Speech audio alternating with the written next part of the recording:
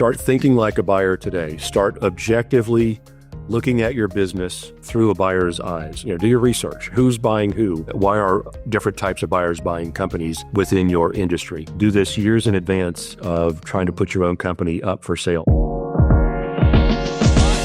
Welcome to Get Unstuck and On Target, the weekly podcast that offers senior leaders insights and strategies to not only lead with confidence and vision, but also to achieve groundbreaking results.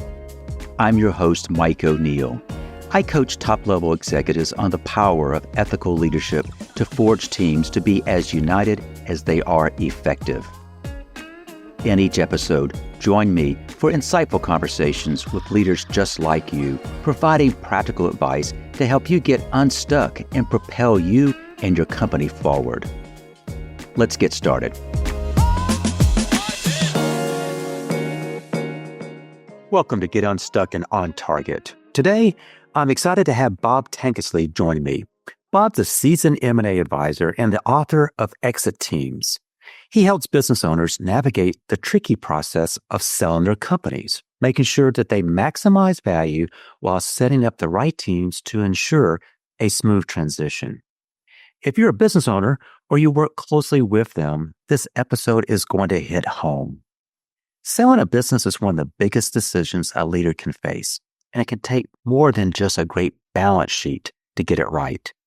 As an executive coach, I've worked with leaders during these pivotal moments, and I've seen how the ability to empower others, plan ahead, and stay clear on your vision can make or break the outcome. Bob's going to share his unique insights on what it takes to really prepare your business for a successful sale, how to build the right internal and external teams, and why thinking like a buyer years before you're ready to sell can make all the difference. Let's get started. Joining me today is Bob Tankesley, a seasoned M&A advisor specializing in guiding business owners through the intricate process of selling companies valued between $4 and $40 million. Bob's expertise includes sell-side representations, business valuation estimates, and exit planning. As a fourth-generation entrepreneur and CPA, he brings a wealth of knowledge to his work. He's also the author of a newly released book, Exit Teams, which shares actionable strategies for building and leading effective teams during ownership transitions. Welcome, Bob. Mike, great. Thanks for having me. I hope we can educate your listeners on this very important topic. Well, I'm confident we can. There are multiple reasons why I want to invite you on the podcast. One, we've gotten to know each other personally, but two, you just have a wealth of knowledge and the ability to explain complex things in a way that I am able to follow, and hopefully our listeners will be able to do just the same. I hear this term batted about, directed at business owners. All right, you found your business. What's your exit strategy?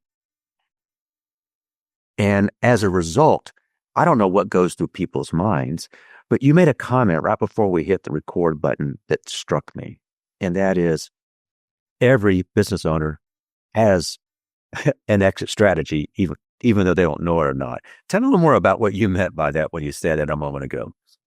Yeah, it's pretty amazing, isn't it? There's a 100% likelihood every business owner is going to exit their company at some point. The statistics are there. We can't ignore it. Either that's going to be an orderly exit or a disorderly exit. Either it's going to be a wind down of the business, transition it to people internally via a succession plan, or, as is the case with just 4% of companies, a sale to an outside buyer. That 4% statistic just floored me when I heard you say that to me in a side conversation. It just, only 4% of sales go through, if that's the right term, on that. Why is it so low? So every year there's surveys done, and about 20% of small businesses are ever taken to market, meaning somebody saw enough in the company to try to make it available to other owners, other future owners via a marketplace of some kind. So only 20% are ever taken to market. Only 20% of those, Mike, ever sell. Mm. 20% of 20%, 4% is an incredibly small number. That leaves 96% of small businesses that will never find their next owner. Now, granted, some of those businesses are never suited to have another owner. Maybe a lifestyle type of business. There may be some things wrong with it that the buyer pool just doesn't favorably respond to. But these are all fixable changes, right? If these owners can just get unstuck and start doing things on purpose, they can increase the chances of their particular company selling. Regular listeners know how much I've been drawn to entrepreneurship.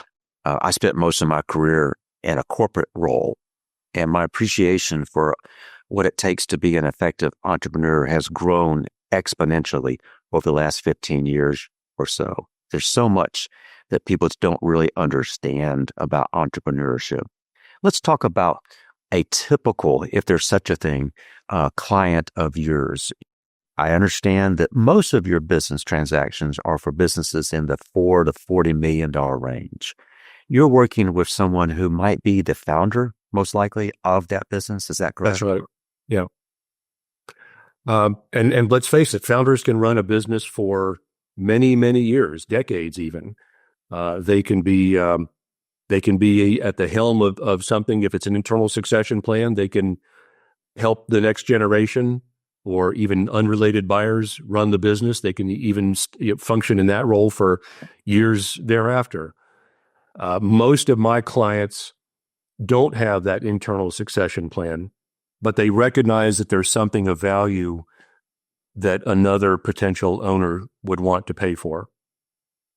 They also recognize that they can't sell their company themselves, though they may think they can or, initially explore the idea.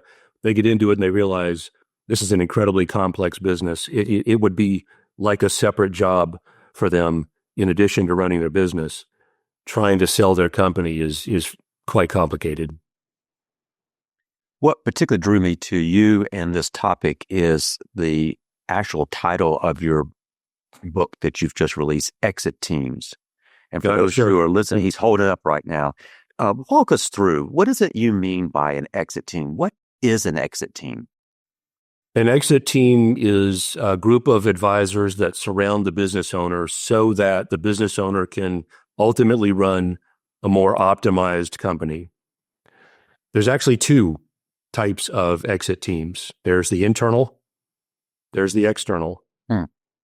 Internal, as we talk about in the book, are all the employees that report to the owner. Everyone that's on the payroll draws a W-2, right? They take direction from the owner.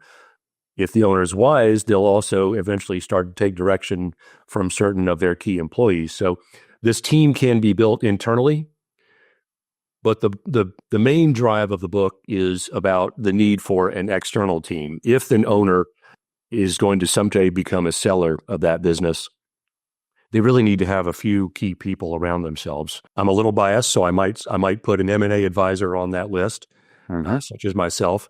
But you also need to have a well-qualified CPA who does tax and accounting type work, a transaction attorney, not your usual, real estate attorney or, maybe even a contract type of attorney, but an attorney who has gone through several transactions to sell companies. Wealth advisor, you probably want to have a wealth advisor on that core external deal team. These are the key people that should also be collaborating with each other, by the way, regularly as the owner approaches a decision to sell and as that company is taken to market. Yeah, I ask sometimes questions, and I don't want to assume your answer applies to all. But if a listener out there has a business in that range, that 4 to 40 million, and they're begin thinking, I need to be listening more closely to Bob. And I'm hearing him. We have both an internal team and an external team. Is there a general rule of thumb, time-wise, how far in advance should this owner begin thinking about forming that exit team? I can tell you what it's not. It's not 6 months. It's not 12 months. The best case scenario that I've seen over the years is somewhere between 3 and 5 years. Mm. You can affect a lot of change in 3 to 5 years. You can bring in a lot of folks around the owner, fill out that exit team, both internally and externally. You can impress your future owner, your future buyer, by building the right teams and doing that over a 3 to 5 year time frame. 12 months isn't just going to cut it. You're not going to convince a lot of buyers that the changes you made 12 months ago that have been taking effect for 12 months after are really going to stick, that they're very meaningful. So buyers tend to start paying attention, once you start making changes that have been in effect for at least 3 years. You also have to remember your future buyer is very likely going to borrow money to buy your business. And you have to convince the provider of that future capital, which is usually a bank, that the changes you've made in your business are quote unquote permanent and sustainable, that they're not just a flash in the pan. Bankers are very conservative with their money. Before they lend it out, they do lots of due diligence. And so they need proof that the positive changes made in a company are long lasting. We were talking about having a little bit of a forward mindset. Your encouragement to business owners is don't wait 6 months. Don't wait for a year in advance. You need to be thinking 3 to 5 years, because what needs to be in place needs to be in place long enough for those, the buyer and the financer, to see that these have sticking power. Right. So that means that you begin working with a client literally years before the transaction closes. Is that right? That can't happen. That's right. The big caveat, though, here is that too many owners, and the statistics bear this out, right? When only 4% of companies ever sell, the statistics tell us that owners don't give people like me 3 to 5 years. Historically, they say, Bob, I'm ready. I'm done. I'm tired. My health is turned, in a negative way. My spouse really wants me, more of my time. They're telling me I need to spend more time with the grandkids or at the vacation place. I would like to see that changed. I would like to be brought in on more people like me. If we're honest, we'd like to be brought in more often when there's a longer time horizon for a company to be improved, because we know when we take a company to market, we're going to be talking with buyers who are probably going to consistently express their desire that certain things that they wish were changed in the business before they became the next owner of it. So again, it's on my wish list every year that I talk with folks that are 3 to 5 years out, and we can have plenty of time to optimize the company. But too often it's I'm ready to sell today, or I'm ready to sell yesterday. When an owner has that sense of urgency, it could be health, it could be they're just tired, whatever it might be. Yep. I'm going to oversimplify that. Earlier in our conversation, we were talking about more of the kind of the head issues of positioning yourself to sell your business. This strikes me as almost more of a heart matter, and that is when you're under the gun as an owner to do something, it changes the complexion. What do you find? You've mentioned a number of things that might trigger that, but when you have that they've come to the realization it's time, what do you find more often not helps assure a smooth transition? How do you deal with a owner who wants to sell quickly, but you need more lead time? Tough question. About the only way I think I can answer that is for them to quickly make the transition from a seller's mindset to a buyer's mindset. And I would suggest they start doing that. They do that well ahead of the buyer getting into due diligence. If there are problems in the business that someone like me or others can see, you can probably be assured that the buyer is going to raise those as objections. The seller really has two choices: either drop back and punt and say, now's not the time to take this company to market.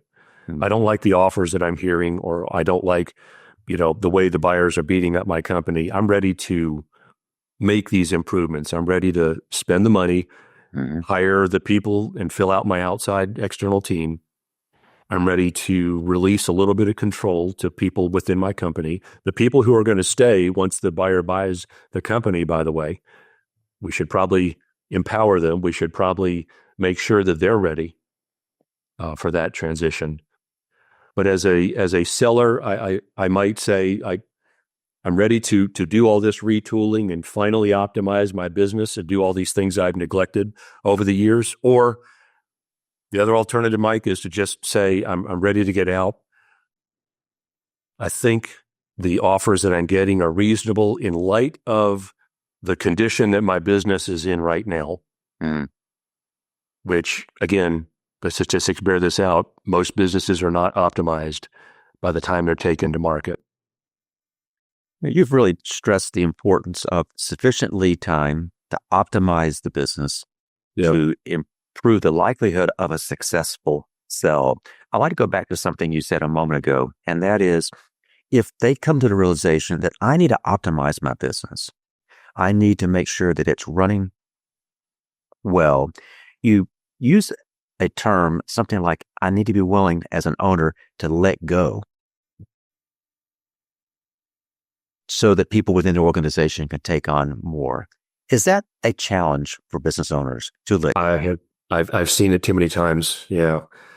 And let's face it, you start a business or you buy somebody else's business and try to grow it for a number of different reasons. But one of those is just to put it bluntly, to do your own thing. And each day you make these decisions, to price product or services correctly, to maybe not each day, but to hire the right people or to fire the wrong people. Each day you decide to, change. You might look at, changing your vendors or, diversifying your customer base. Each day you are making these decisions one by one. And there's a little bit of dopamine that hits somewhere in the brain that says, you are the leader of this business. You are the captain of your own ship. And that becomes a self-reinforcing mechanism, I think, over time. It's almost like a drug, if you think about it, to the point where the business becomes inseparable from the owner. The owner is the business is the owner. That's why I say getting an owner who's someday going to be a seller to start thinking like a buyer is an incredibly difficult mind shift to make. You're breaking that cycle of these potentially decades worth of decisions being made by one person, the owner of the business, maybe two if it's a partnership type arrangement. But in that case, as we all know, there's usually one dominant partner. You're asking an owner to control less, to make fewer decisions, to document processes and procedures. In other words, so to get out of their mind, and put down somewhere, usually in a computer or a file of some kind, how things run, how the business runs. That would be something most buyers would love to have, is to have kind of a playbook, kind of a manual on how this business runs. Requires a lot of bit of the owner's time to do that, in addition to running the business. I referenced your book. Do me a favor, pick it up again for me. Yep. If you would, I'm going to read this, and it reads, this is kind of the subtitle: Build a team of advisors for your business sale to get a higher price. One sentence. Of the things that you lay out in the book, how to do that, what have you found is the most challenging aspects of building an effective exit team? I've kind of touched on one piece of it, and that is it's probably two parts. One is the willingness of the owner to let others weigh in on the future of the business. Let others help him or her make decisions. Mm-hmm. The second largest challenge, I would say, would be getting those advisors around the owner to actually collaborate, Mm-hmm. right? To sit in a conference room somewhere, or in a restaurant setting, or just anywhere, or it might even be on Zoom, virtual platform these days. Just getting owners to dialogue. Getting the advisors to dialogue between themselves, with or without the owner present. Preferably with the owner present as much as possible. But talk about each of the suggestions that each one of them has, the experiences that they've seen other owners go through. You'd be amazed. At least my mind works this way. How new ideas can be generated in that live collaborative format.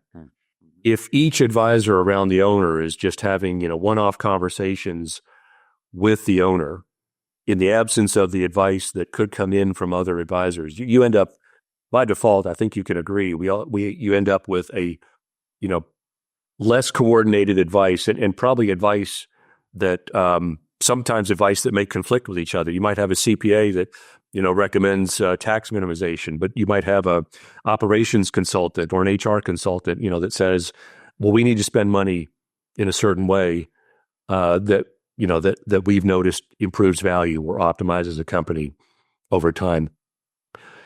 That requires the advisors themselves to check ego at the door, right? Yeah. This is for the benefit of the owner, who's someday going to be a seller. Let's keep it that way. What I'm picking up on is when people think you need to surround yourself with a team of advisors, one mindset is, well, I have advisors, and I hear from each and every one of them.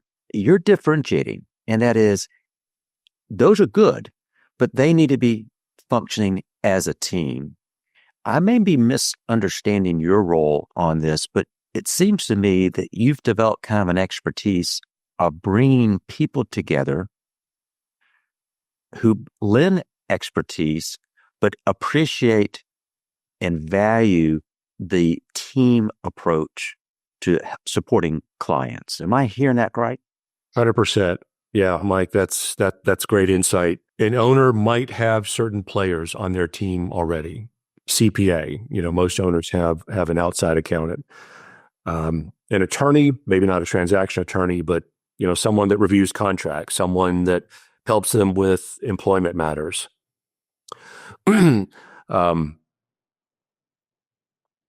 Sometimes the providers of this kind of advice would prefer to stay in a silo. They just want to give advice to the owner, send them an invoice, wait for the next time the owner calls. But what I've seen work better is when they're each, as often as possible and when needed, talking to each other, that the team is collaborating well and well functioning. The example, the kind of vivid example I use would be, imagine, you're going to sell your company someday, and this transaction is going to take place on a football field. The buyer and their team get on the field, all suited up. They've run the plays, they're confident about the outcome, and there's a full team on board, and that's how buyers tend to operate. Full team is brought to bear. The owner, now seller, steps on the team on the field, and their team is themselves and maybe one other person, and it's an incomplete team. And they've not run the plays. They've not talked about how they want to go up against this other team. So you got to imagine, you got to think that the outcome of that game is going to be lopsided. You can kind of see who's going to win there in that situation. So have a team, both internally and externally. Bob, as you've been sharing your experiences over the years, can you also share an example where perhaps you or a client, in fact, I kind of got stuck? And when that happened, what did it take to get that situation unstuck? Yeah, most often in my world, the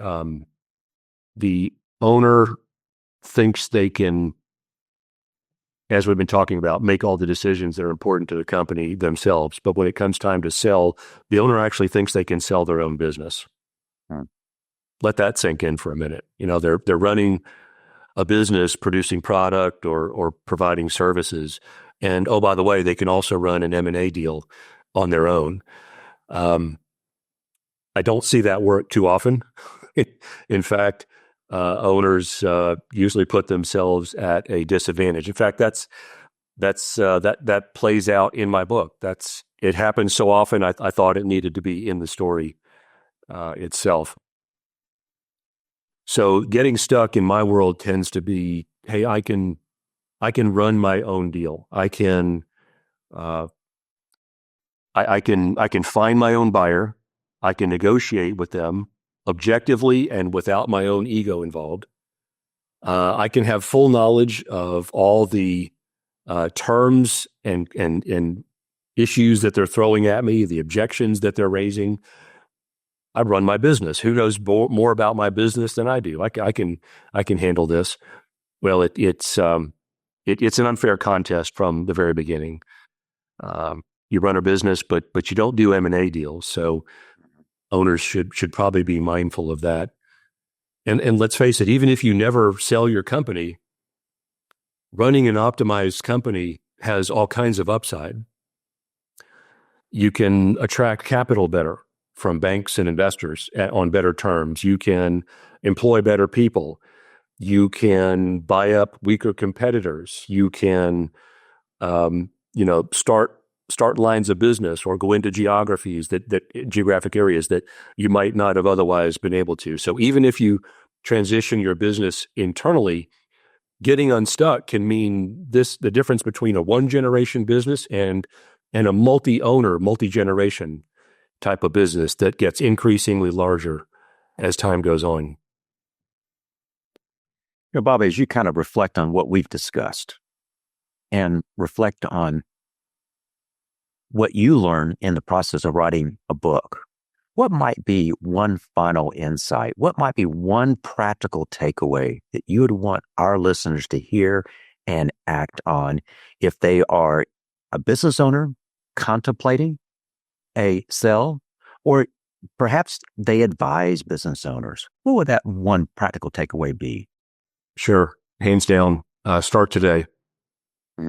Start today. Start thinking like a buyer today. Start objectively looking at your business through a buyer's eyes. Do your best. Do your research. Who's buying who in the industry? Why are they buying it? Why are different types of buyers buying companies within your industry? And do this years in advance of trying to put your own company up for sale. Optimize your company. Take the time to do it. As we said, 3 to 5 years, build that team around you. But please, please, please start today. Oh, that's spot on. Very, very helpful. Before we close, I do have a question for our listeners, and that is, why do people choose to follow you? Is it out of obligation or because they genuinely believe in your vision and values? True leadership begins with clarity, grows with confidence, and thrives on excellence. As an executive coach, my role is to help leaders cultivate these strengths, to inspire their teams, and achieve lasting, meaningful results. At Bench Builders, our mission is simple but powerful: to help good leaders become great ones through actionable strategies that make a real difference. So if you're ready to take your leadership to the next level, visit bench-builders.com to explore how we can support your business. Bob, thank you for sharing your valuable insights. Listeners, if they want to connect with you, what's the best way for them to do so? I enjoy a phone call just as much as anybody else. 770-633-1083 is my phone number. That's my cell number. I'll pick it up any day, any time of day, pretty much. Also, email address is bob@exitteams. That's teams with an S.com. Excellent. I rarely hear people give the actual phone number. It's funny.